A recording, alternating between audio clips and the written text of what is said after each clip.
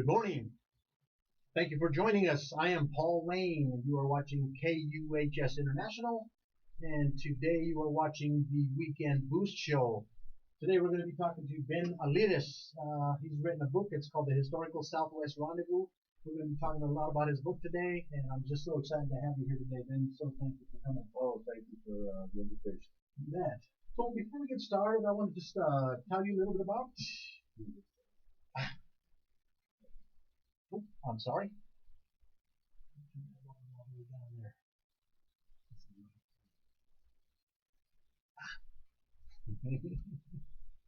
Live and learn. So before we get started, I just want to introduce, Albert Quintana as a friend of the radio station. He's an author himself. He's been on the show. Those of you who watch the show know who he is. But he wrote the book No More Green Chili, and he's also written the book The Crochet Lady. So if you go to Quintana Reads, you can order this book. It's a great read, and just feel free to take advantage of that. Also, I am the author of the book The Caregiver's Handbook, and it's a self-help love story. And so you can also order my book on info@paullane.net if you're interested in taking a look at that. So please do take advantage of that. One more thing I want to talk about before we get started, Ben. Yeah.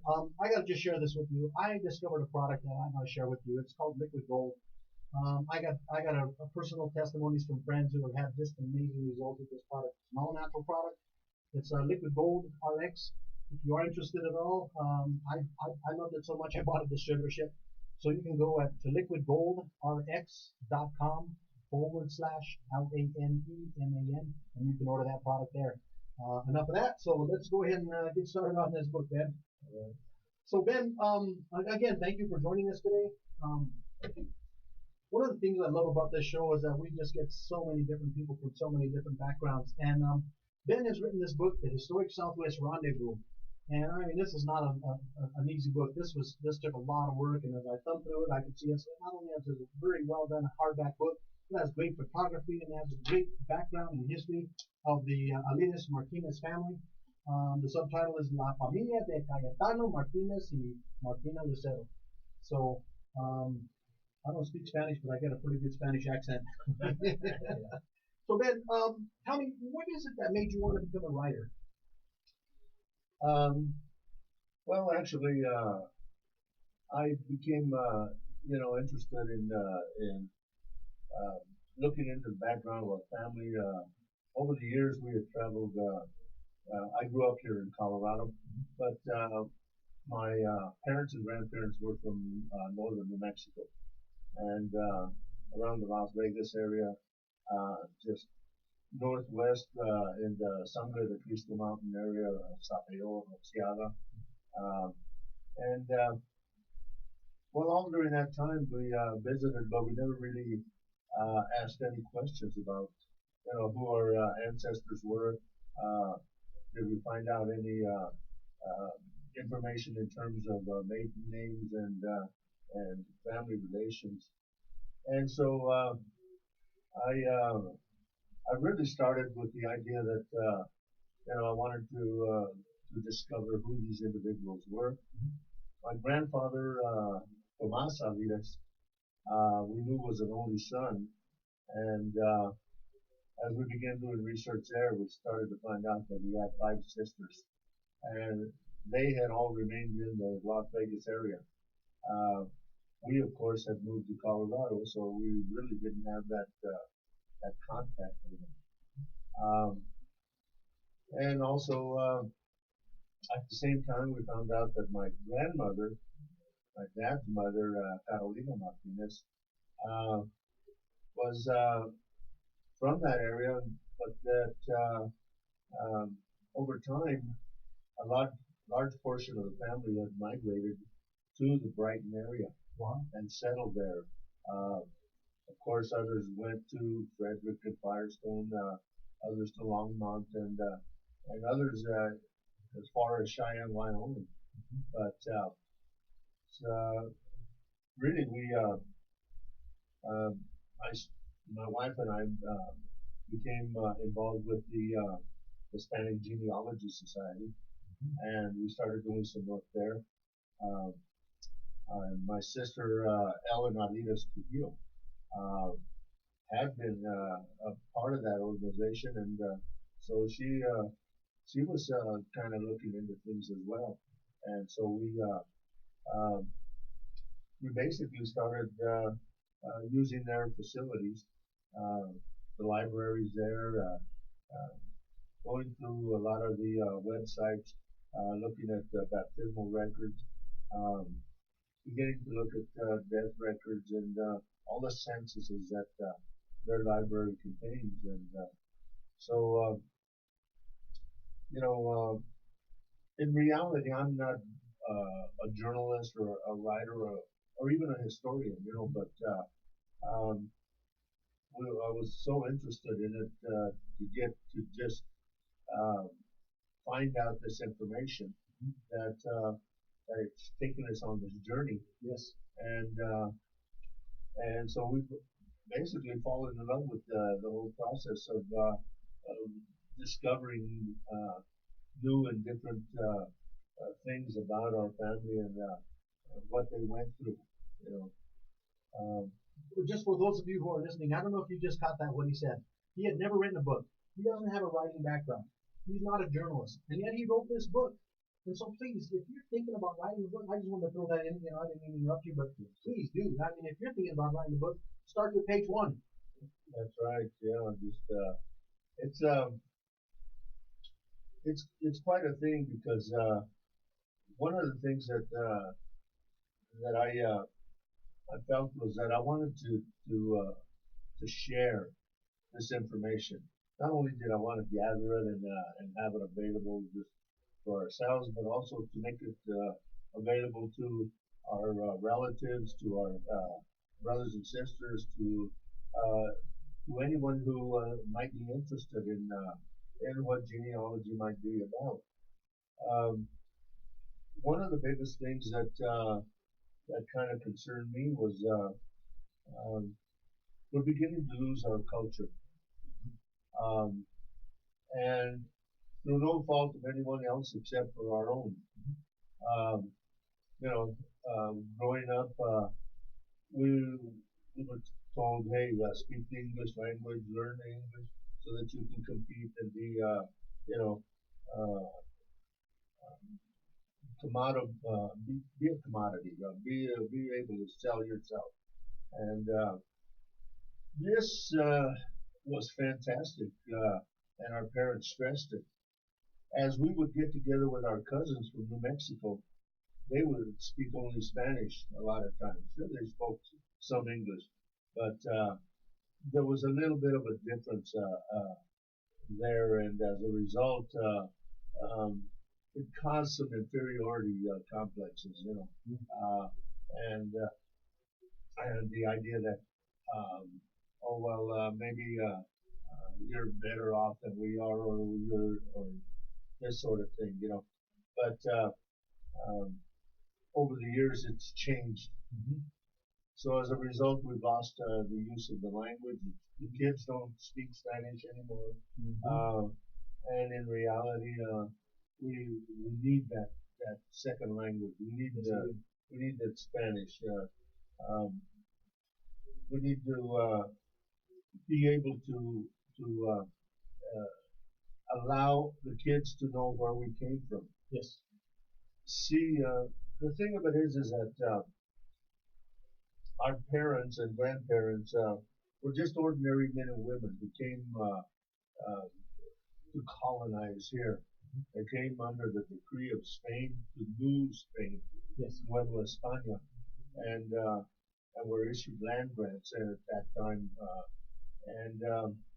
So as a result, they struggled, and things were not, you know, very accommodating for them because of the fact that when they got here, uh, you know, there were no housing, there was no health insurance, there was no electricity, those types of things. So they had to, you know, make those types of things available to themselves.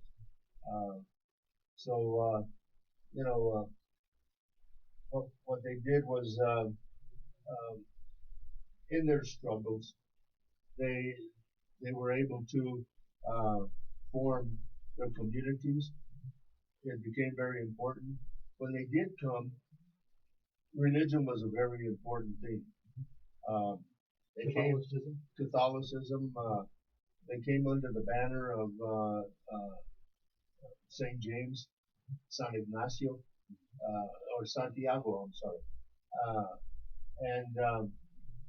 and so at the time that they came with Coronado and Madeleine, they came with Franciscan friars.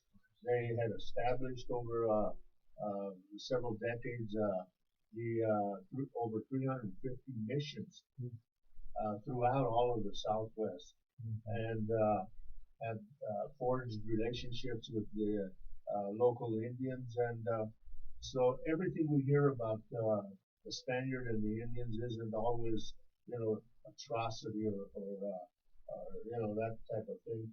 There were friendships that were forged. There were exchanges that were made, and so as a result, they were able to coexist. One thing that was interesting that we found was that when they came from Spain, the friars actually brought saplings and cuttings from the vineyards. Oh wow! From Europe. What year? Roughly what year was that, or what kind of time frame was that? Well, that's in the 1500s. Yes, and so the friars would actually carry these with them. They would actually keep them in gunny sacks and keep them moist and wet, and they brought them to this continent. And the reason for that was because of the mass itself, where the body and blood of Christ, we would use the wine, and wine was they would plant the saplings, grow the vineyards, and distill the wine for mass ceremonies. Tell me a little bit about New Spain. And tell me, where was New Spain? What were the boundaries of New Spain? What was once called Nueva España? Yes. Now, they extended all through portions of Colorado, New Mexico, into Arizona, a portion of Utah, but all the way into California. Oh, wow. And a very extensive portion of Mexico. Now, Mexico didn't exist at that time. This was the Kingdom of New Mexico, is what it was referred to. And the thing of it was is that at the time of the French and Mexican War, when they were taken over, people from this area that was New Spain all of a sudden became Mexico. So individuals that were already here all of a sudden were now Mexicans.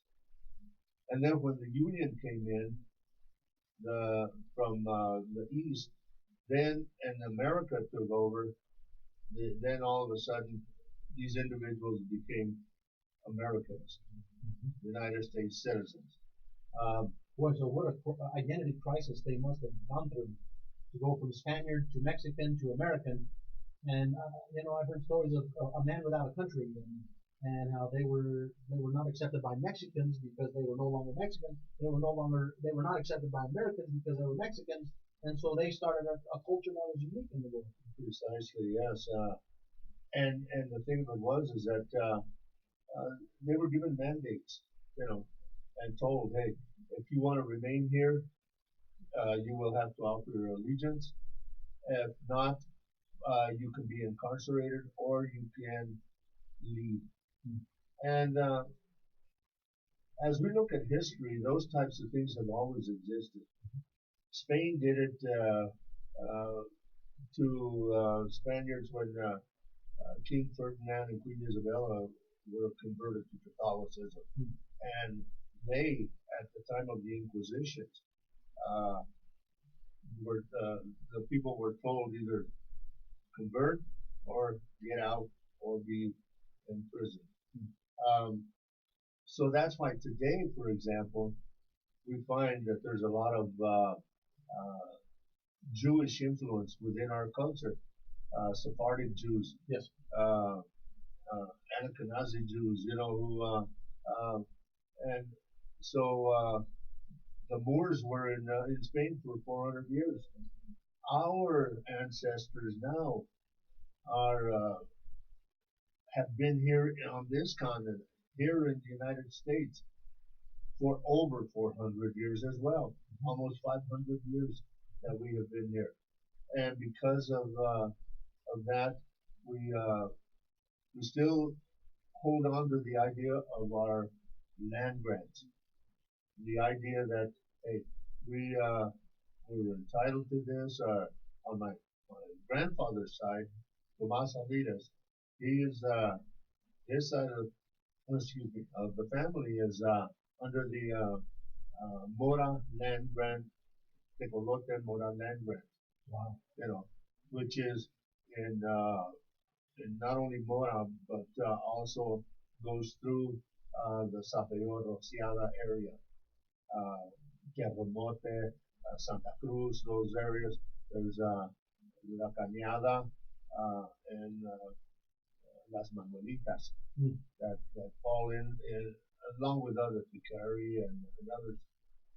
On my mother's side of the family, we fall under the Anton Chico land grant, and they are from southeastern New Mexico, around Santa Rosa, Puerto Luna, San Ignacio,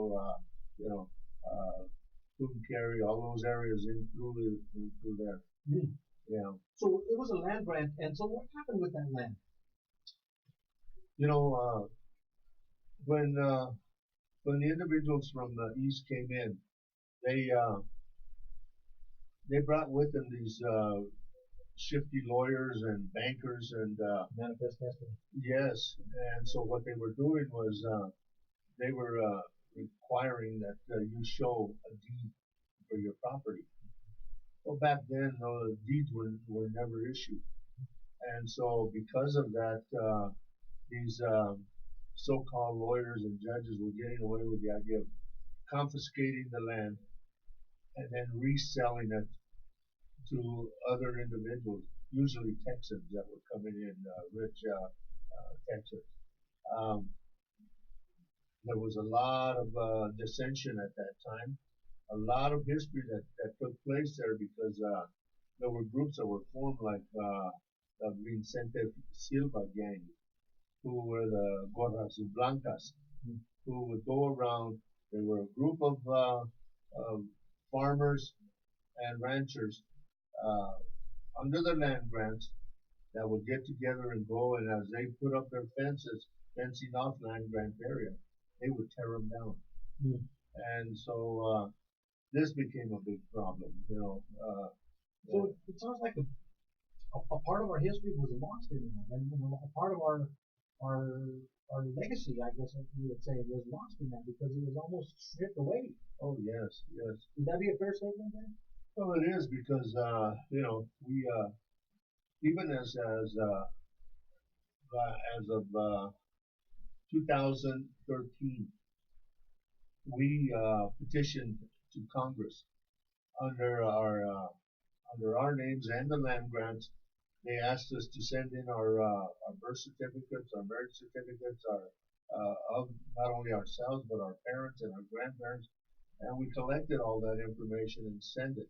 Wow. And yet to this day we still haven't heard anything. But there have been a couple that have been settled. Wow, that's interesting. That's yes, encouraging. it is. Yeah. But under the Anton Chico land grant, there's still over 7,800 acres, and that was you're talking over 350 million acres, under that particular land grant. So it's a constant thing, and there's those that are still fighting for that. They're luchando every day behind it, you know. And at the same time, there are those that say hey, it's a lost cause, what's the point, you know. But efforts have to be made, you know. Yeah. That's really interesting. Yes. Hey folks, if you're just joining us, welcome. You are listening to KUHS International Streaming Radio. I'm Paul Lane. I'm the host of the show Weekend Boost, and today we're talking to Ben Elides, and he's written this book, The Historic Southwest Rendezvous. And I'll tell you, Ben, if someone wanted to buy your book, where would they go to find this book? You could get the book on my email. That email is Alides, ALIRES 15 @hotmail.com. So if you'd like to order this book, please reach out. I got to tell you, I've looked through this book, and one of the things that I really liked about the book is that this genealogical study spread like wildfire. And you started out with just a few names, and next thing I know, I was reading about your committee, and you had a big committee of people. So this was a monumental task that took a lot of work and this is the committee. And so you can see that there's not just 2 or 3 people that were involved in the writing of this book. And so this was a huge task. So tell me a little bit about the committee, if you don't mind. Tell me about the how much work had to go into this, and family, how much effort was put into this that people don't know. Yes. There was an extreme amount of participation in putting it together. The thing that I want to say first of all is that this is a story of a family that we all, as we began to share information with one another, found out that we were closer related than we even imagined. That our ancestors were related to one another. They were brothers and sisters. We all had the same grandfather, great grandmother, this sort of thing. It became a family affair. I wanted to tell the story from that aspect, and to show that the ancestors, had as we went back and began to find out who they were real people. Yes. And we wanted to put some flesh on those bones, because we have a tendency, if we don't share this, it gets lost. Yes. And our children will never find out about it. I mentioned earlier that we are losing our culture. Today we are so scattered because of job opportunities, because of the way things are. People are working internationally, and so it's a global thing. That didn't exist. So families were formed in community. Yes. We were villages. We knew each other's idioms and culture, and we all played and prayed and politicked and did everything together. So there was a cohesive gathering or grouping or just collection of ideology. Exactly. Yes. And so because of that, we once I shared some of this with the family, I had a cousin that she became so interested in it that she wanted to bring us all together, see what we could do behind it, and have us form a committee. Okay. That person was Carmen Morales. Carmen, in working in collaboration with my wife and myself and Carmen, we started getting the word out to other family members, inviting them to the meetings. In the meetings, we started to form, our little committees as to who could do what and what we wanted to do behind it. Form the mission statements so that a well-informed family member is a successful family member, and so we went off that premise, and So we started asking everyone, okay, what we want to do is we want to include some stories in here. We want to include some photographs. But most of all, we want all of your family names. We want your children and their marriages and their children's names. And we want to include everyone in this book. And so we started having those meetings and gathering. We were meeting once a week and putting all of this together. And so what happened was we, in the meantime, the wife and I started going out taking pictures of headstones of family members that had passed on before us, not only in Colorado but even in New Mexico. I got together with a cousin of mine, Ernie Quintana, out of Las Vegas, New Mexico, and he lives actually in Sapeo. And so Ernie took us and gave us a tour, introduced us to family members, put us in touch with the Committee for Historical Preservation in Las Vegas, which he is a member of. He's on their board, and he's a former teacher at the school there in Las Vegas, and so working with him, and then also working with another cousin of mine by the name of Victor Padilla. Now Victor introduced me to a booklet by the name of La Gente del Otro Lado. Now, this is a book put out by a guy by the name of Hilario Rubio.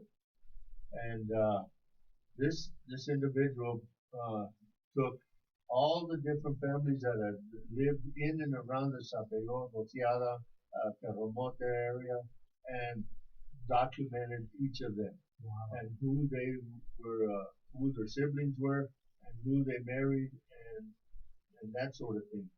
So it was this was really a treasure in order to get started. So behind that, then we would send emails back and forth from New Mexico to Colorado. We would share with the committee what we were doing, what we were finding out. Eventually, we decided on a particular date. So the wife and I, we took all our materials and we had them taken to Scudder Press, and so we decided we went on ahead and self-published with the help of Carmen, and so we hit our deadlines. We started telling the family, get your photos in, get your stories in, get the names in. Of course, you know, you always run into opposition. You know, family's not always cooperative.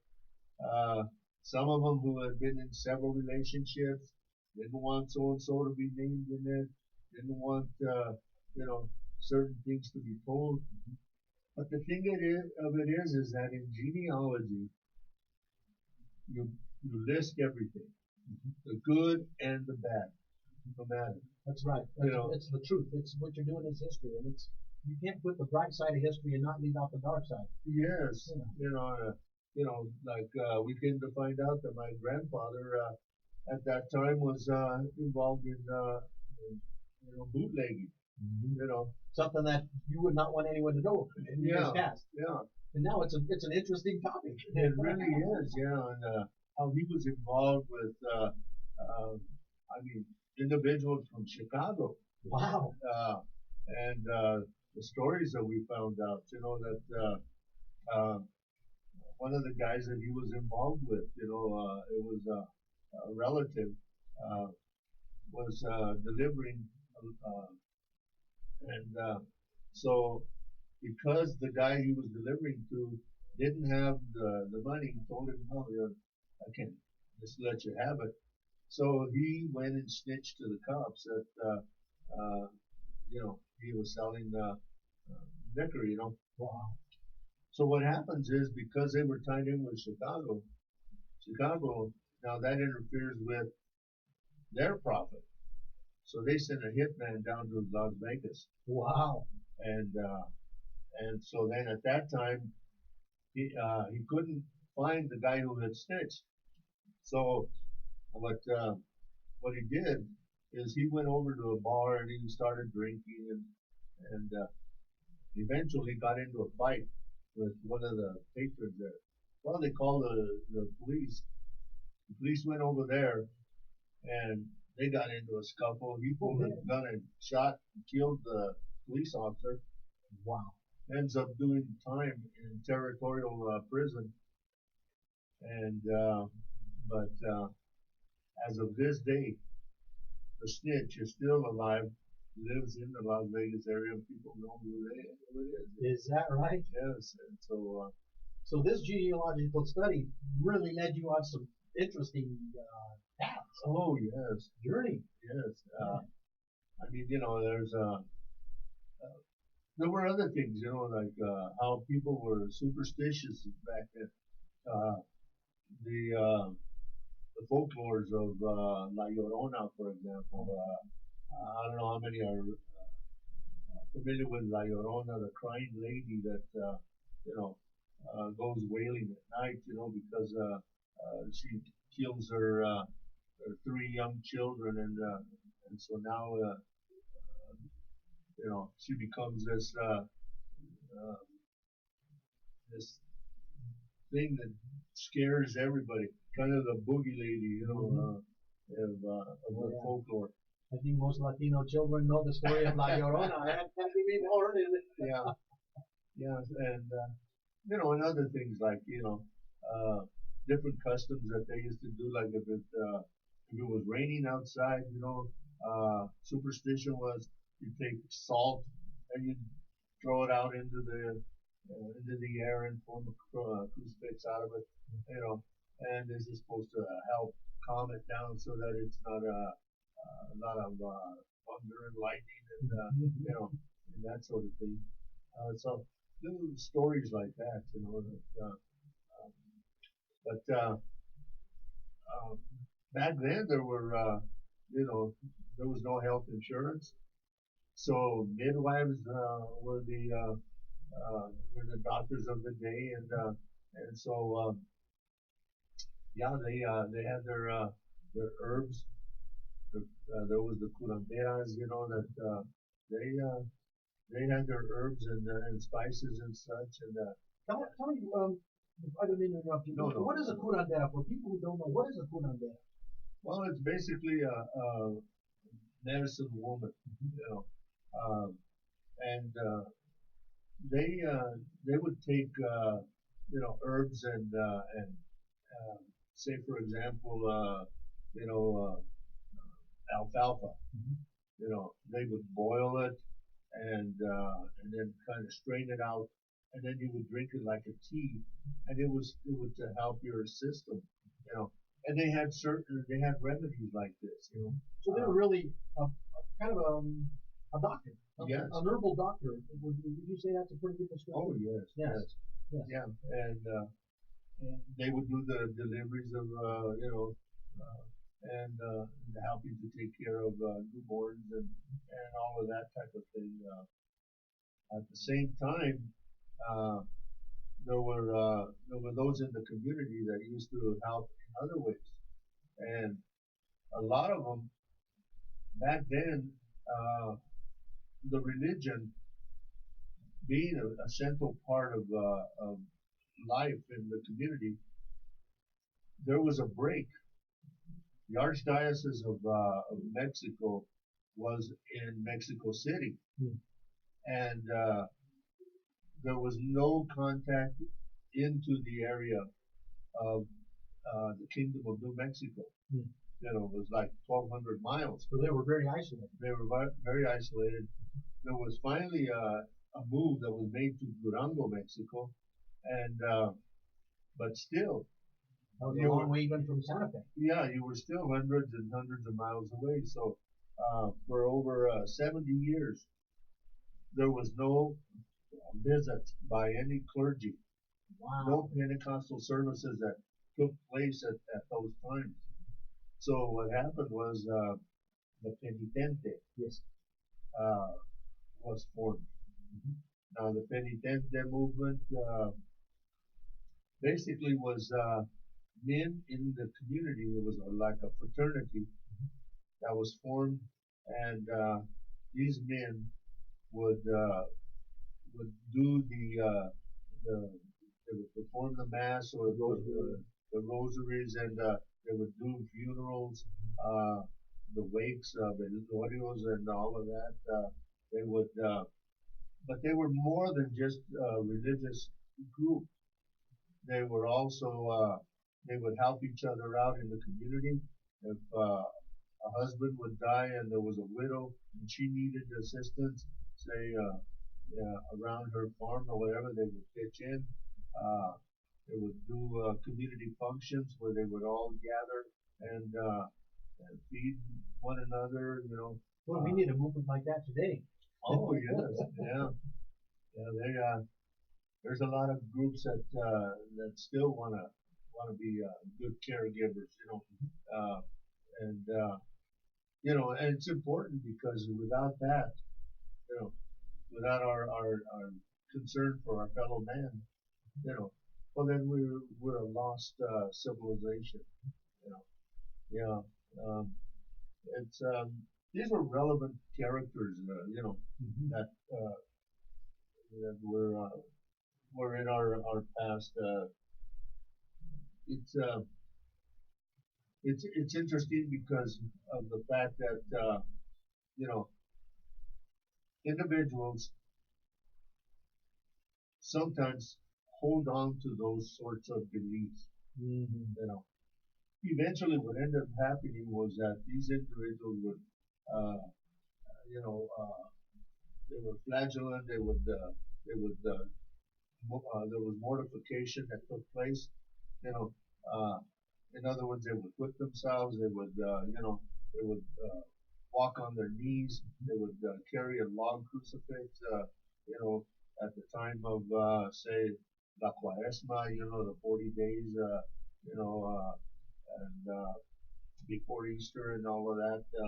And so, so for that reason, uh, Catholicism did not agree with the penitente. Yes. Okay, and basically, in around the 1800s, when the Pope finally sent Archbishop Laney to New Mexico with the idea that you know, now we will have you know, priests within the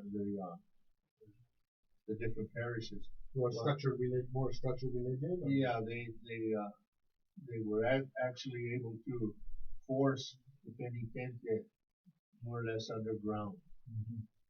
And believe it or not, the penitente still exists today. Yes, they do. My father-in-law was one. Yes. Yeah. They performed rosaries all the time. I remember years in the past when, you know, and I had never heard the term, and you know, and I found out that he was one. Yeah. So they are still there. Absolutely. In fact, I had the opportunity to participate in one 3 years ago. Man, cool. In the Taos area. It just so happened that I'm a musician and I play, you know, we play in that area occasionally. And the day that we were there, we were going to perform the mass.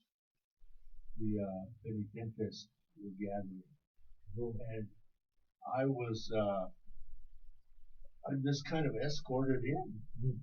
And so as a result, I was able to sit in on their you know, ceremony and to see how they their prayers and their you know their songs and you know, all of the different things that they deal with, and the procession to the church. One thing you cannot do is you cannot take photographs of them.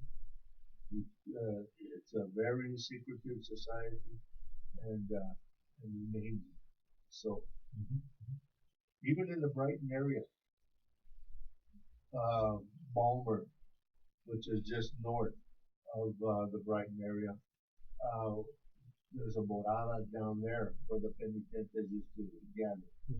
Over the years, we have found that there were like 57 different moradas, all the way from North Denver, all the way through Longmont and Brighton, Econo, all of those areas, all the way to Greeley. Wow. And yeah, so and we visited a morada in New Mexico.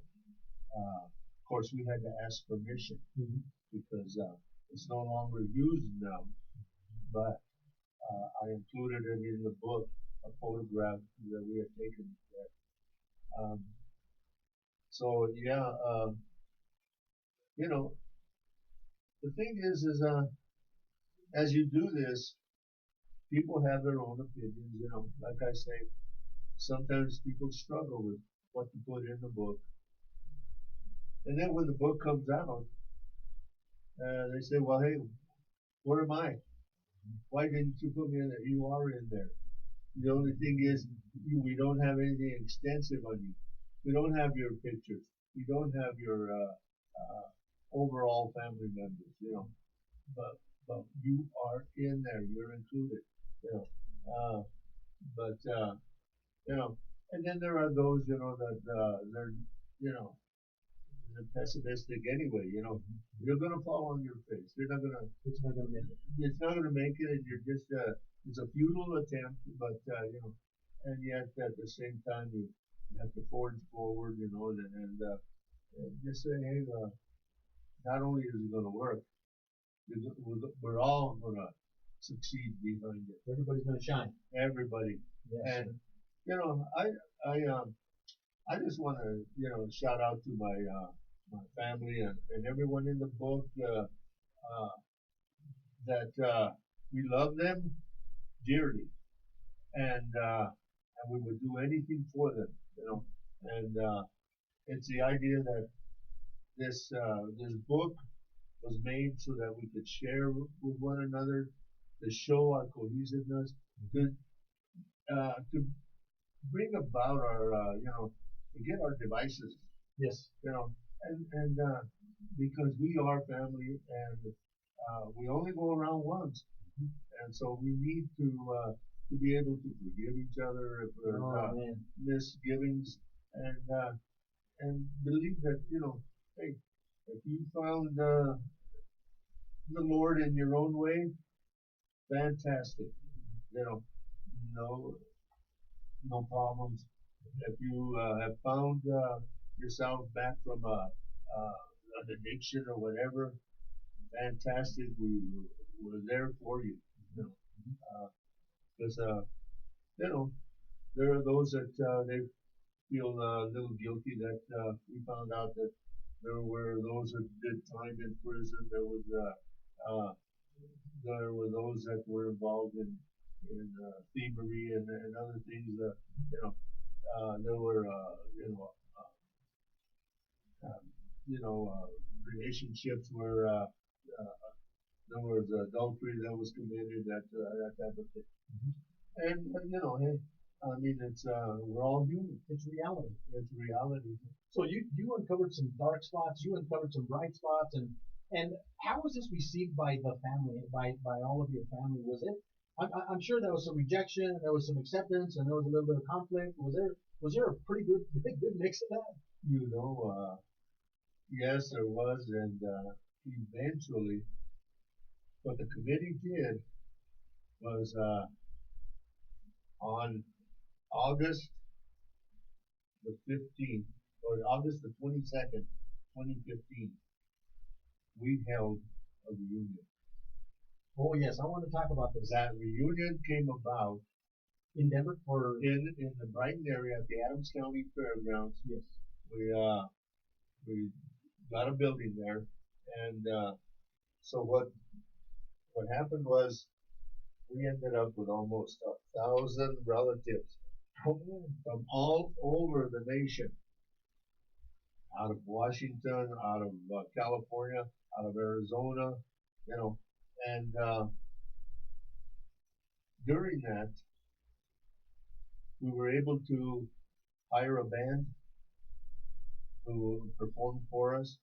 We were able to contact Channel 9 News, Belen de Leon, Yes. who came and actually uh, helped us with to get the word out. So there's a picture with you and Belen de Leon there at the bottom of this page. I don't know if you can see that. But so Channel 9 News was, I mean, this was so big of a gathering, all because you decided to write a book. Yes. So you really made a change in people's lives. You made an impact that was a lifelong impact. Oh yes. So Yeah. genealogical studies open doors. Would you say that's a true, a fair statement? It really did. Yes. You know, not only do we know that we are related now, it's whenever we see each other, it's like, you know, old homecoming, you know, and it's also sad because since then we've had several members of our family that have passed away, you know, and being a musician, uh, the family invites me to play for funerals and things like this, you know, and so you know, and then we do other things, you know, we do birthday parties and that type of thing as well, you know, and so we had um, against it during uh, the reunion where a poem had been found that was written by a nephew of our great drummer Martina Lucero. Wow. And this was written by Melaquias Abeita. Okay, and so Melaquias wrote this, and we presented it to the whole group, and we actually put it to music, and we played it. Um, there's a buddy of mine, Augie Cordola, who plays the quinto, and in the trio that I play with, and then my brother-in-law, Lorenzo Trujillo, Yes. who plays violin, and we performed it. We had a opening invocation done by Deacon Antonio Sandoval, you know, whose family also is from Guerrero Norte and part of the land grant up there as well. And but yeah, it was a labor of love, you know. Just the wife and I, we continued doing our research. We've done more extensive research on the Alita side of the family because and originally we started there, and it just kind of took a turn toward the Martinez side. Wow. And so we've since come up with and met quite a few members of the Alita family, and then also we're doing some work on my mother's side of the family, Madrid and Romero, and and we put together extensive information there. Through this, again, you know, family search and census and, you know, all the different websites and literature that we've been able to, you know. Did you do any of the DNA testing, the 23andMe or the other ones? Did you try any of that out? Or? You know, I did, yes, and um, I guess what I did is I went in with the 23, and I should have went with a 64, and where there's more individuals that give their DNA, and so I had to go back and redo it. But yes, I ended up with almost 33% European, Greek, Italian, Spanish, uh, and then there was like 20% New World, Wow. you know, which I think we've got maybe 2 or 3% of Indian, you know. Of course, everyone is going to have Indian, you know, because that's just the way it is. There was a lot of intermarrying and that sort of thing. So, you know, and my grandmother always said, my grandma Carolina, that we were of the Apache nation. Yeah. So before we were Spaniard, before we were American, before we were Mexican, we were Indios. There was the Indian blood in us in our ancestry. That's true. Yeah. Yeah. So, you know, a lot of times when I'm praying, I ask for protection and strength from my grandfathers. Yes. And so, if I mean, it's inevitable. We are here, so there's evidence that we have grandparents and we have ancestors who, in my mind, they watch over us. Oh, absolutely. You know, and so this book, I'm sure that there are ancestors that are smiling down on you right now, Ben, because you've really brought together. I mean, it seems to me like you've brought together many, many people. I mean, if you had 1,000 people show up at your reunion, how many didn't show up? Oh, And exactly. so you impacted the world in a powerful way. And I think it's a wonderful, wonderful example of how we can make change. Yes. Well, you know, as a result, a couple of years later, we were invited over to Highlands University in New Mexico, in Las Vegas, and to make a presentation on the book and also on the Martinez side of the family. And so there were individuals there who said, why weren't we invited? You know, and it's because we didn't know. You know, we hadn't met them, and we would have loved to have had them there. You know, and so we put together some short booklets. You know, that we were able to distribute, and just to kind of give them a general idea, which was kind of a synopsis of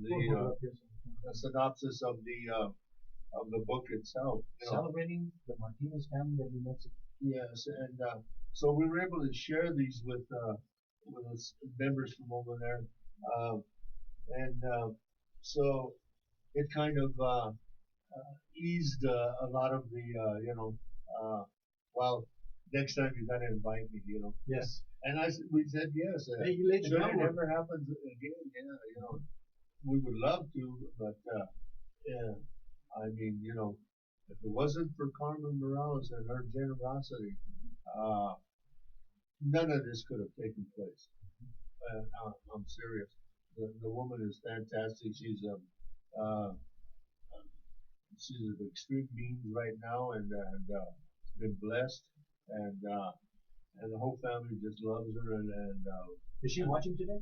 I don't know. Feel free to give her a shout out, and you know, Yes. maybe some of her family's watching. And I hope so. Yes, because you know, yeah, we're very, very blessed for all the individuals who participated. You know, I wish I could name them all, but I mean, you know, 800 to 1,000 of them. Man, that's awesome. That's so awesome. For me, you know, we talked a little bit last time. We talked about the hermits. Yes. Tell me a little bit about that. What you discovered in this, and what is a hermit? Oh yes, yes. The area around Sapeo, Rociada, there is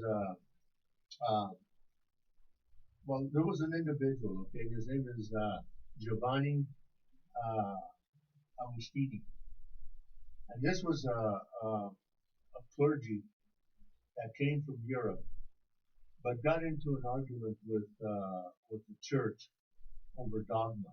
So he ends up dropping out of his priesthood and goes on a mission of his own, wandering all through Europe. You know, eventually ends up in South America, and working his way up into New Mexico. He has this appearance, you know, of a shaman, and people, when they see him, they believe that he's got mystic powers, and so they come to him and they want him to perform miracles and this sort of thing for them. Wow. And so he does some things, you know, and but he becomes overwhelmed with the individuals, and so he leaves New Mexico, leaves Las Vegas, and moves to Romeroville, and Romeroville is just it's only like about 6 miles south of Las Vegas, but he's living there. He figures nobody knows where he's at. Pretty soon they find out that he's living there. So here they show up, and then 1, 2, 3, and then all of a sudden there's crowds that are gathering again.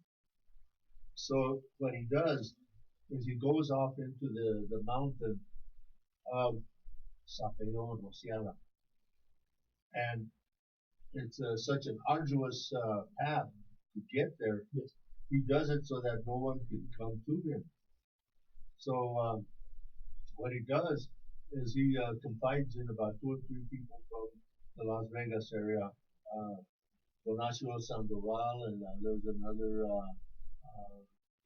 Gonzalez, and a man by the name of Arthur Morrison, who later on we find out it turns out to be a great great grandfather of my wife's side of the family. Oh man. Yeah, and so anyway, but the connection there is that the hermit decides that, hey, I'm going to light a fire at least once a week, and if you see the smoke up on the mountain, you know I'm fine.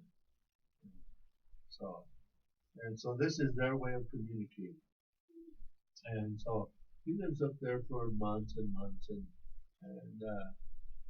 actually the people in the community know he's up there, so they named the mountain Hermit's Peak.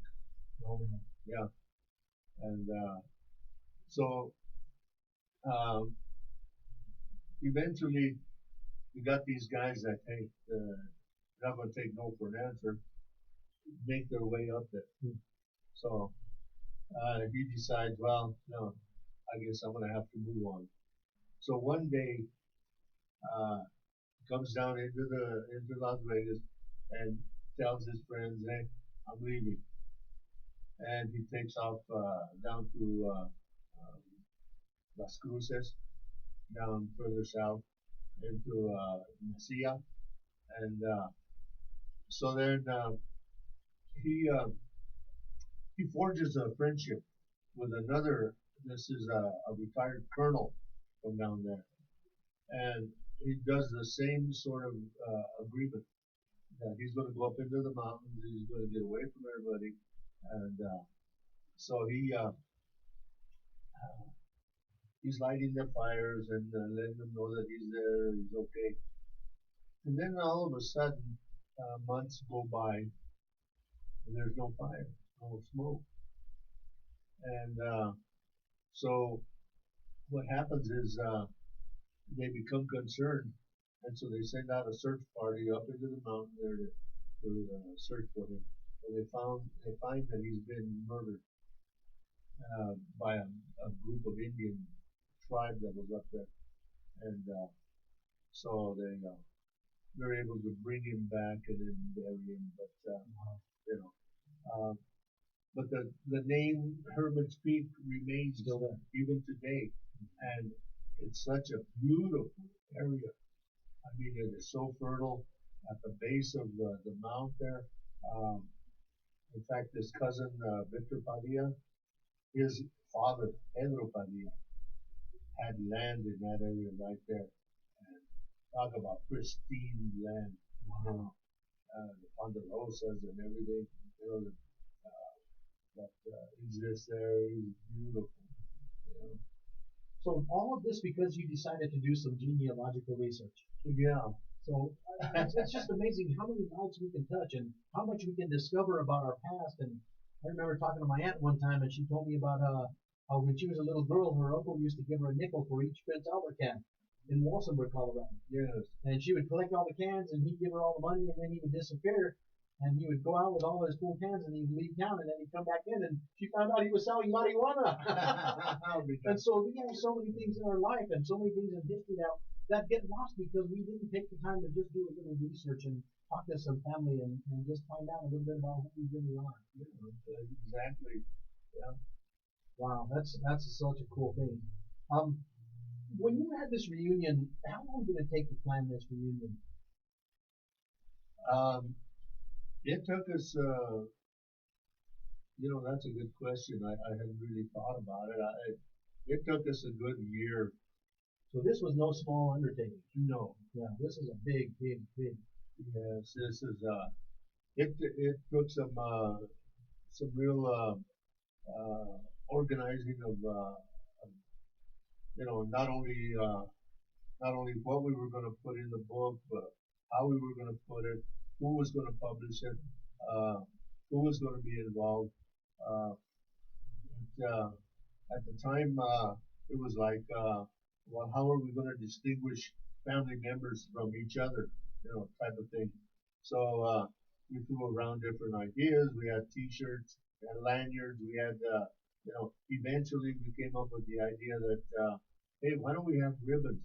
And we'll have each of them a ribbon that will designate that color for that particular family. Mm. So then everyone was able to identify that with each other, as to where they were, who was their grandparent or great grandparent. Uh, yeah. Well, folks, we've about run out of time. Today we've been talking to Ben Alides, the author of Historic Southwest Rendezvous, and it's a genealogical study of his family's past, La Familia de Cayetano Martinez y Martina Lucero. And I'm so thankful that you were here, and I just hope that someone has taken something from this that they can take and share with their family, and maybe someone's inspired to do some genealogical study. You know, Ralph Waldo Emerson made a quote once, and I love it. He says, "What lies before you and what lies behind you are tiny matters when compared to what lies within you." Mhm. You have a book in you, and that book's waiting to be written. And again, it starts with page one.